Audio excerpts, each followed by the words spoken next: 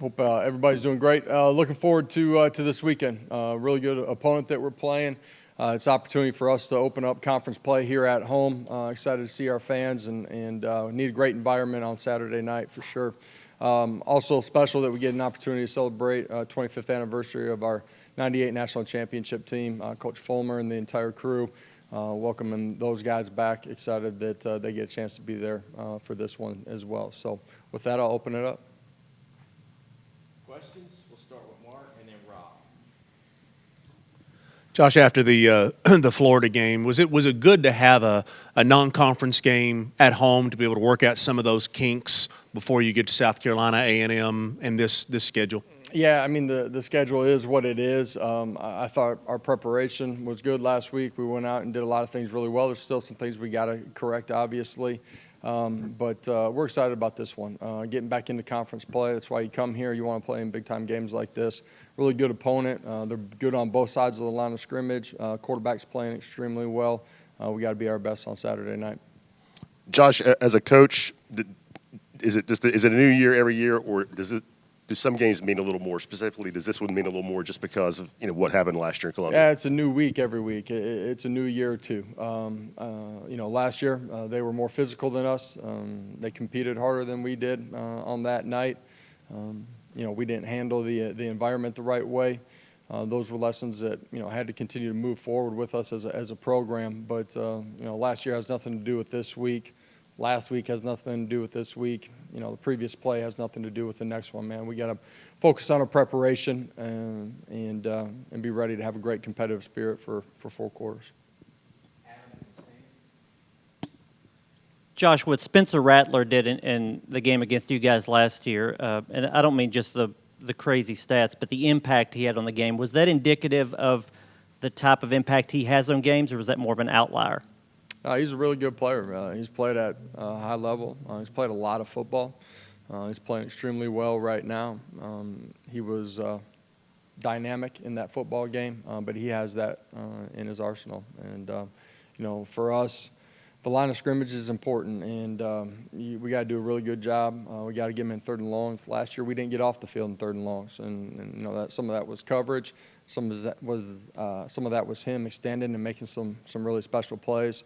We got to do a great job of bottling them up and applying pressure at the same time.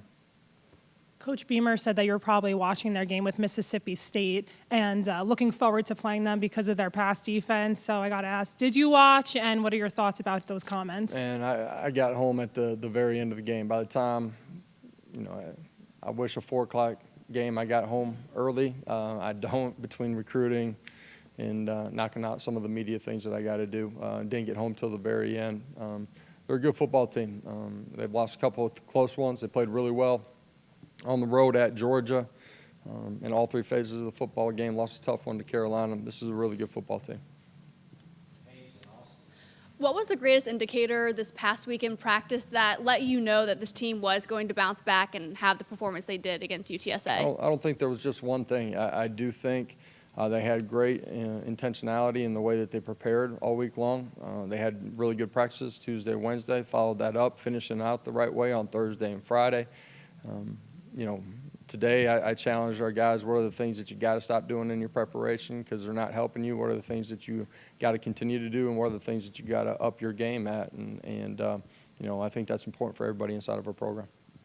It certainly looked like and felt like you all had your best tempo and rhythm of the year in the first half. I know that kind of sputtered out in the 3rd quarter a little bit, but is that one of those signs where you feel like the offense is getting closer and closer to being kind of what you envisioned it and expected to be? Yeah, a week ago I talked about self-inflicted wounds, not playing smart on the offensive side of the football, hurting ourselves. And in this last one, we didn't do those things. So that allows you to play in tempo, allows you to be ahead of the chains or in manageable situations where you're not in 3rd and 15, and that helps everybody out. It helps your quarterback out. It helps your offensive line out. It helps us stay in rhythm. Helps us move the football.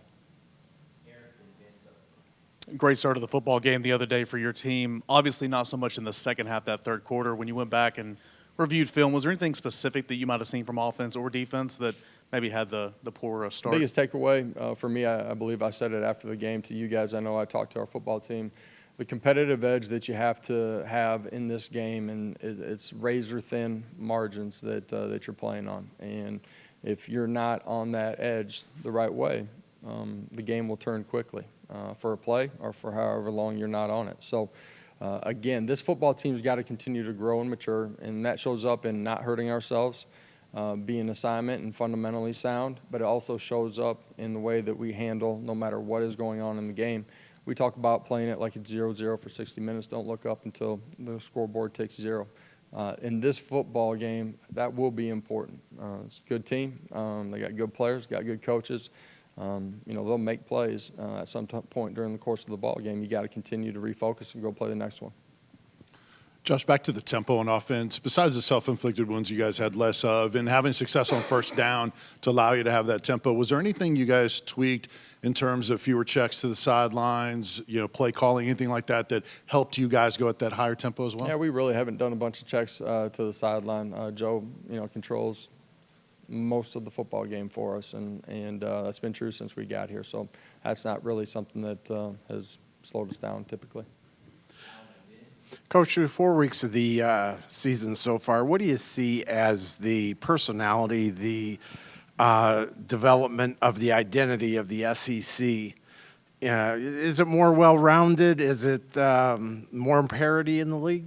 I think college football in general in this league, every Saturday's its own entity, and your preparation, a play here or there that turns the momentum in the football game a little bit. It's fine lines, man. So you got to show up. You got to be prepared. You got to have a great competitive spirit. You got to play extremely hard, and you got to do the ordinary things at a really high level. In this league and across college football, there's a ton of parity. And when I say that, the separation is really thin. So you got to be on the right side of it. Josh, how are you seeing Elijah grow these last couple of weeks in terms of trusting what he's seeing and just diagnosing things from that linebacker Talking about position? Elijah Herring? Yes, Elijah Herring. Yeah, it just continues. A guy that played a lot of football for us on special teams a year ago has continued to develop at the linebacker position. When he first got here, in high school he'd played on the first level. So he's continued to progress with his ability to have his eyes on the right spot, see pullers, get to the right gap, and continue to do a better job of tackling.